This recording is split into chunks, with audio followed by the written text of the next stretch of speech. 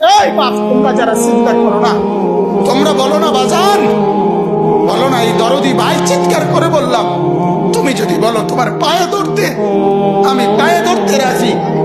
তুমি যদি বলো তোমারে জড়িয়ে ধরে কাঁদতে, আমি কাঁদতে রাজি।